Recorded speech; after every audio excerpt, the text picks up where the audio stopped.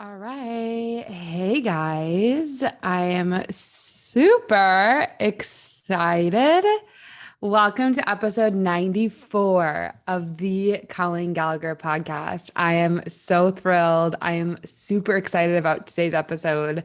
I feel like I've been in a super deep trance in a way around the Playboy Bunny Mansion and around Hugh Hefner and around the truth behind Playboy. I watched the documentary, that our series that's out. There's two episodes still yet to come out. And I also started watching or I don't know, like the reality show that Holly was on and Hefner was on for 3 seasons. So I just have a lot to say about trauma, about sexual shame, about interrelating with men and women. And I really wanted to do a podcast on this because I just have so much to say. And I also feel like there's so much misinterpretation in the way that stories are told and the way that experiences are revealed. And so I wanted to just go through this because I've experienced my own trauma. I've experienced um my own life where I've been manipulated or I've allowed myself to be manipulated or I've allowed myself to lie. And so anyway, I just want to get into this and really go through this. I think it's an important conversation that needs to be had. And so if you like this conversation, I would definitely make sure to get my third book, An Uncompromised Life, How to Overcome Heartbreak and Trauma, Experience the Unexplainable, and Truly Fall in Love, as I go really, really deep into that book around trauma, around healing, around love. And I'm going to get into it, but I just have a lot to say about this. So anyway, first of all, I want to say welcome to our Colleen Gallagher podcast for our weekly show. If you are returning, oh, hey. And if you are brand new, welcome and hello. This podcast was created with the intention to be a space where you can come and tune in to receive a frequency that will activate, educate, and empower you to begin living a lifestyle you love that supports you financially. This became a passion of mine because I was diagnosed with thyroid cancer at age 14. And after 9 long years of suffering, I self-healed my body, mind, and soul. So in these episodes, I bring you my own voice as well as people I meet along my journey to offer perspective, inspiration, and real life proof that when you choose to follow your dreams, you say yes to what is inside of your heart, that you do begin to create a lifestyle that is wildly impactful, fulfilling, and abundant beyond your wildest dreams. So get ready, tune in, make sure to subscribe on whatever platform you listen to. Please leave us a review and let us know what you're loving. You can always email us on my website, www.colleengallagher.co, to request episode topics and let us know how everything's going. And so before we get into this, I want to get into our sponsor. Our sponsor is Sterling Stock Picker. If you're like me, which definitely you guys are, you're interested in getting your money to work for you. However, you want to be super careful to make the right investments. This time around, I decided to seek help because, as you guys know, back in 2019, I went $100,000 in debt and then I became out of it. But I came across this pretty awesome software, Sterling Stock Picker. I liked it right away, and I realized it was easy to understand and follow. I could relate to the story on their homepage of a high school teacher wanting to retire early, and from investing with stock or Sterling Stock Picker, he earned 150% investment return. He turned 17K into 100K. That's a lot. Like, that's a significant amount to begin starting your business, your passion project. So what would you do with an extra 100K? Would you quit your job? Totally. I know all of you would do that and travel, pay off your credit cards, take your family on an awesome vacation. And the site even tracks and makes recommendations for crypto. I was poking around on their site and came across stock rockets. I couldn't believe it was so easy for me to find companies with 100% earnings growth, industry best, and what Sterling Stock Picker calls 5-star rated stocks. It's basically the best of the best. Literally with 3 clicks, I had 8 companies to choose from to invest in. I don't know about you, but I've invested in other stock picking softwares that was very complicated. It was expensive. It didn't make sense to me. And I found Sterling Stock Picker. It was easy to navigate, and I learned a ton about stocks from their short 2-minute videos embedded throughout the site. So make sure to go to Sterling Stock Picker, offers a 14-day free trial. You just head over to sterlingstockpicker.com/pod, or it will be in the the show notes. So grab your free trial, and I hope that you begin to invest in stock and make money. And so with that, I'm super excited to get into this whole ideology around Hugh Hefner. So I had heard recently about this woman, Holly, coming to like the light of her life experience at the mansion, and people were, sharing things about it on Instagram, but I didn't really like look into it. So yesterday I got super called to look into it because I was actually on a date. It was such a phenomenal date. He's an amazing guy. And he actually whispered in my ear something, and he said, you're so special. And something in me, it's like I almost warped into like a past timeline, or like a past life, where I felt like it was like, I almost felt pathetic that was all that it took for a woman to like then be physical with a guy. Like it only took like a guy saying that for a woman to like be physical or to like open herself. And when he said this to me, that wasn't his intention. Like there was already like very clear boundaries that wasn't going to happen that night. He was super respectful. But this language that came out of the male, like my female body like rejected it. It was like block went energetic block went straight up of like, okay, not taking that, not receiving that. That is not enough to get me to emotionally fall into you, basically, physically or emotionally. And so I woke up on Sunday. That was on Friday night. And I woke up on Sunday for whatever reason. I was like, let me look at this Playboy thing. Like, I'm really curious about it. So I started to look into it, right? And wow. First of all, if you have not watched the documentary series or whatever, I highly recommend seeing some of it. From an organizational standpoint, Playboy was amazing because it was almost like prohibition, but in a way it was like for women liberation. And he had these clubs all over where blacks and whites could mingle. Nowhere else during that time could blacks and whites mingle like that. Like that wasn't like a thing. So like that was a big deal because that meant like African-American women could actually have a job and get paid like a decent amount and go get an education, like a better than decent amount. Obviously, the risk that comes with that at any time as any adult industry is safety, because obviously the men who are going to that, men and women, sometimes don't have the best self-control or self-restraint. So obviously there's risk, right? And but at the same time, anytime if you're a CEO of a company or if you're on the board of directors, right? You have more time that you're giving to something that you're passionate about, but there's a higher risk for you, right? Like if something was to go wrong, you're going to get blamed, right? Like you like the higher you go up, the more responsibility you have. Well, the more that you leverage your body, which is your temple, to get money, right? The bigger the risk, right? And that's not a bad thing. I'm not saying that it's bad, but right, you kind of have to create your own system on safety and protection. So anyway, I thought that was awesome that they were one of the only place that this could happen, basically. Now, obviously, it was a members club. This is an adult industry. There's no secrets about this. This is not like we're going to have Martha Stewart food. Like this was never that was never what it was. So I feel like this narrative that some of the women who worked in corporate or worked as the bunny moms are trying to play a narrative of like Hef was this devil or blah, blah, blah, like all this stuff.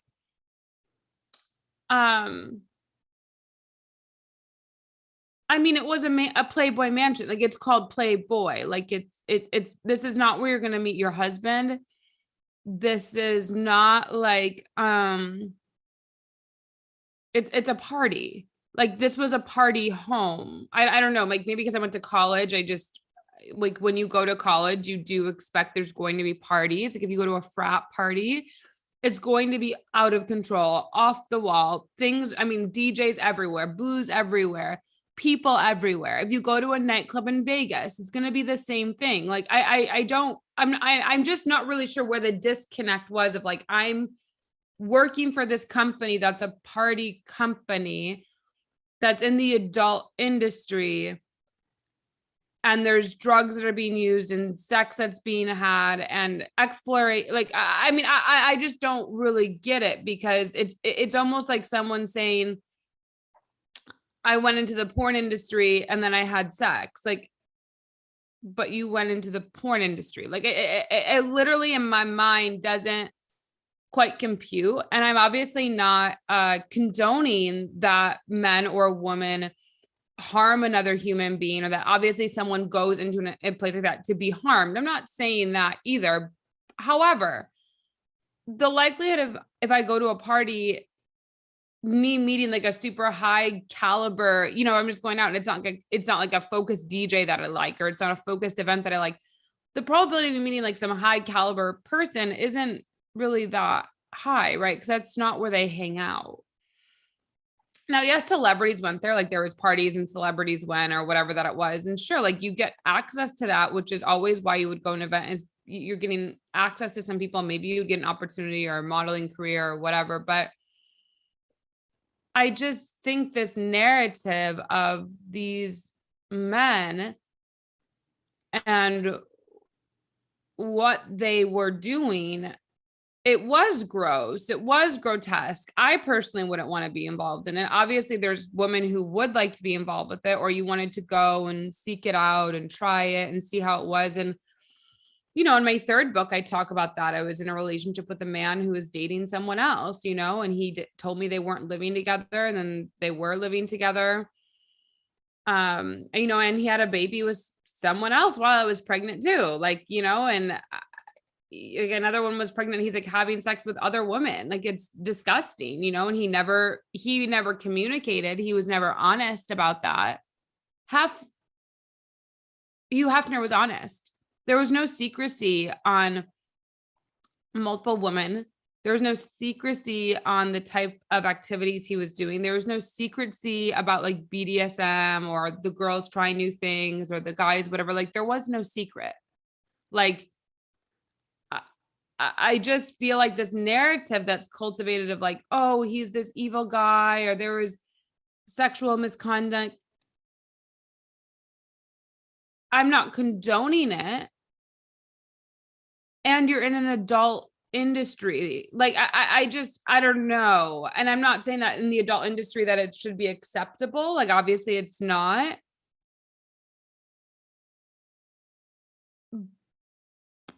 But I just feel like there's this big disconnect of responsibility that's being taken on like that. And the reality is too, Hef gave a lot of women great modeling careers, or starting to modeling careers, that didn't have to do hard porn. Playboy was soft. It wasn't even like, you never, initially in the 1960s, it changed in the 1980s. There was no nudity. It changed with time, but it gave you that opportunity where you didn't have to do porn, but you could still have a sexy shoot and still get a modeling career in that or something. Like, I feel like there's this illusion of like all these bad things he did, when the reality is there's a lot of women who he helped paid for school. He gave whatever, and you could leave at any time. There was no like, there's actually women that are in relationships like that are like chained into rooms. They cannot leave. And yeah, and I'm not saying that. I'm sure Hef was psychologically abusive. I was a codependent in a codependent narcissistic relationship. I get it. And plus it was a twin flame. I totally get like how hard it can be to leave that relationship, but there was still, in my healing process, like the more that I took responsibility, that experience was something I chose to go through. That experience was something that was part of my awakening. That experience was something that enlightened me. That experience was something that guided me to a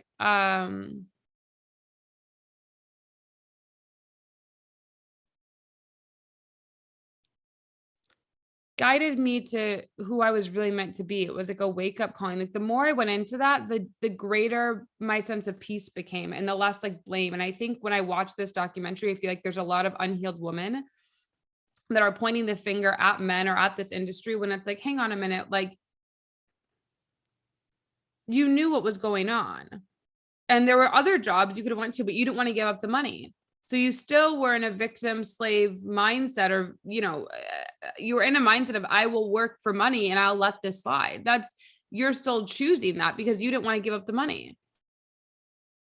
So I just think we play this narrative series like corporations are bad, or this person's bad, or this politician's bad, but you're still choosing to focus on that. You're still choosing, by bringing the words out of your mouth, to allow that energy to come through you. You're still choosing to stay wherever you're staying out of fear, because you don't want to lose money or love, or you don't want to feel loneliness, or you don't have to face the fact of what's gone on in your life. Like,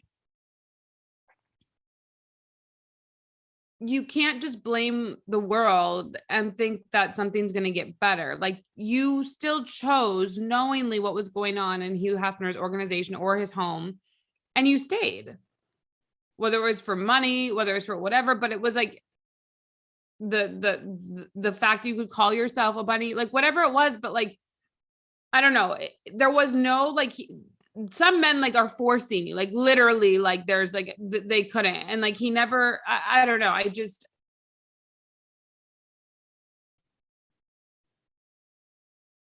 I don't quite hear the argument in my perspective. And I feel like, as women or men, we just need to stop the bullshit of like blaming someone why our life isn't the way we want it, why our life is like this, why someone did this to our life and we're so messed up, or we're so whatever. Like, no, you chose it. And there was a life experience you were meant to experience. And there was a life experience you were meant to go through. And that can be painful to face. But I hate to break it to you, the deeper, harder, faster you can choose that, you can accept that you chose this life journey, that you decided and you made decisions to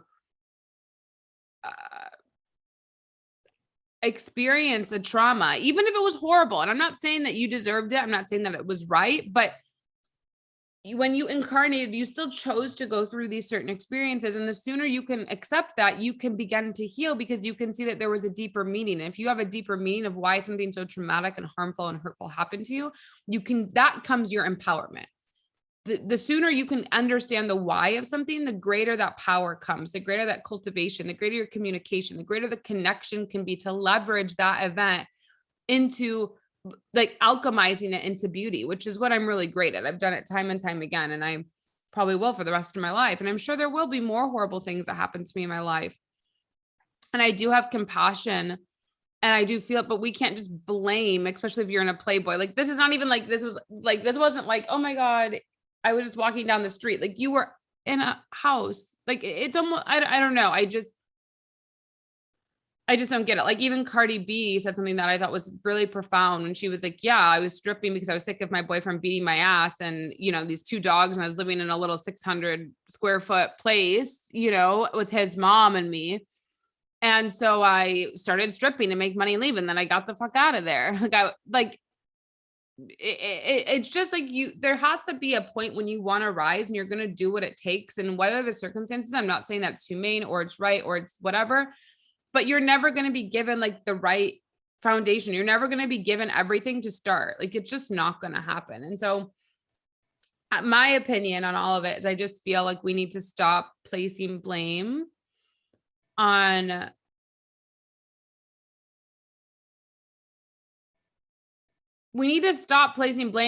organizations that are truthful about who they are, what they're doing. And we can't go into an environment and be like, oh my God, I didn't know, or I don't know. I just, the whole victim mindset on it doesn't work for me. And so what I wanted this podcast to be about, or what I wanted to share, is that,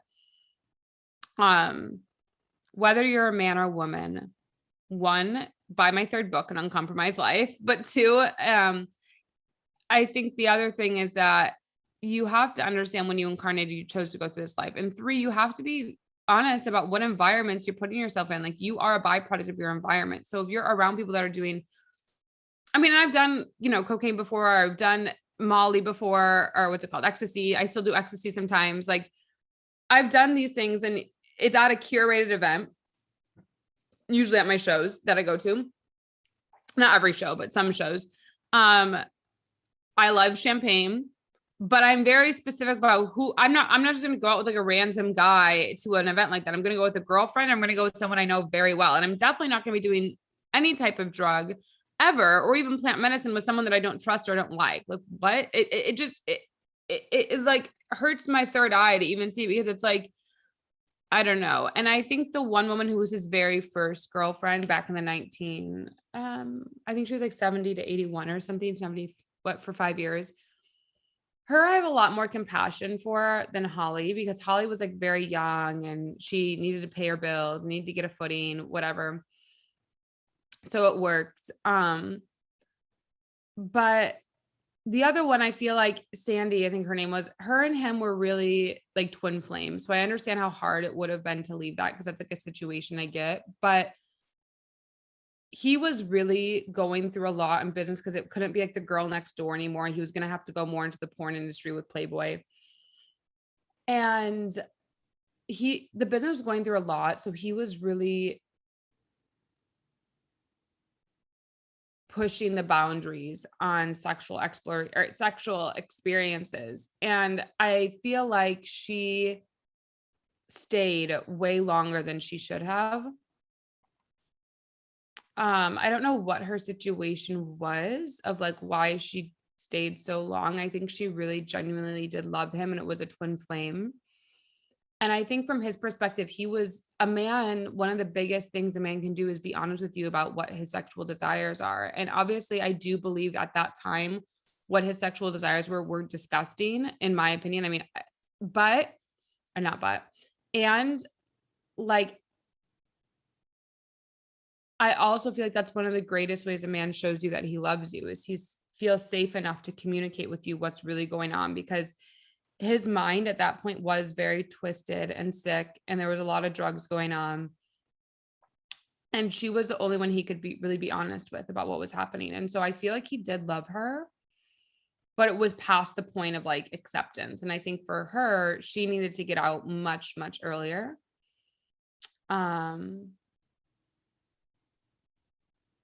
And so her story, I can understand a little bit more, like a lot more, I could say, let's say, than like Holly, who was a later girlfriend in the 2000s. He was much older. The parties weren't as insane.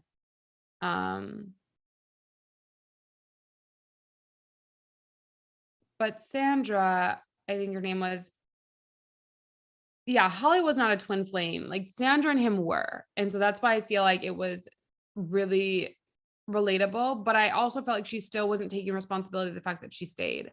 Like you didn't just say a year, 2 years, 3 years. Like it was getting bad into like 3 years. Like she kept staying. And I think that's probably why she hasn't fully healed yet. In the documentary, she says, like, I feel like so untouchable. What guy would desire me after everything I've done, which just isn't true. It's everything's in the past. Like guys don't even think that way, to be honest. Like, I mean, healthy men don't even think that way, because they're like, whatever, it's in the past, moving forward. But I feel like it's because she's not accepting her role in it. She's still trying to place all this blame on Hugh Hefner when he was still very honest. Like his mission statement, let me find it. I'm going to get on my phone. His mission statement was, I would like to be remembered as someone who played some positive part in changing social sexual values of my time. And he did that. There's not a doubt in my mind that he did that. You know, he definitely did that. And I think that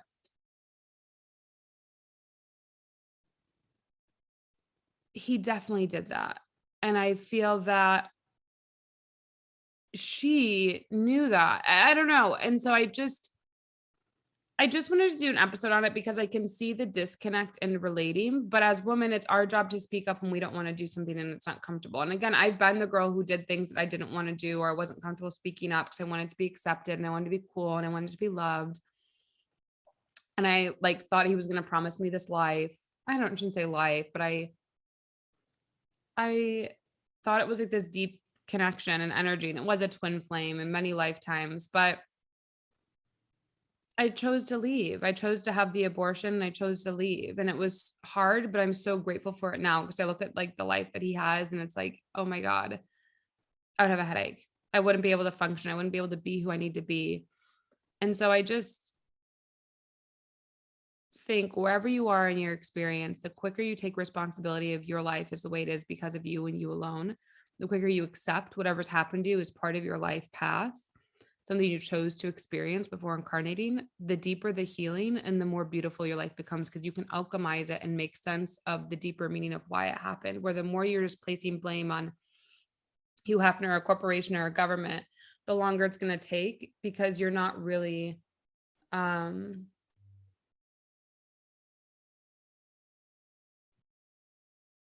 you're still in denial of your co-creative energy. And right, everything is co-creative. Like nothing can just happen to you, even if it's a robbery or whatever. Yes, it happened, but you co-create the ending, you co-create the healing, you co-create the negativity. You will let it, the joy, you will let it rob of you, or the positivity and beauty of a life you'll still live by letting whoever it was that was evil know that there's no room for that energy to stay within you, because you are too filled with joy, you are too filled with abundance, you are too filled with love, you are too filled up to even let something like that weigh you down throughout your life. And I think that's the most powerful and empowering thing we can do as women and as human beings. So anyway, I wanted to share my take on it because I was really passionate and deep in it. And I feel like this is what this podcast is for me to come and share my thoughts about things I'm passionate about or things I get obsessed with and look into. And I just think as women and men, we can't play this victim role or mindset. Like we need to be stronger in experiences that have happened to us and taking acceptance and responsibility to move through it with more grace. So I love you. Let me know how this goes. I'd love for you to reach out on social media if you liked it. I'd love to have dialogue around this because it's a conversation I'm very passionate about, and I love talking about.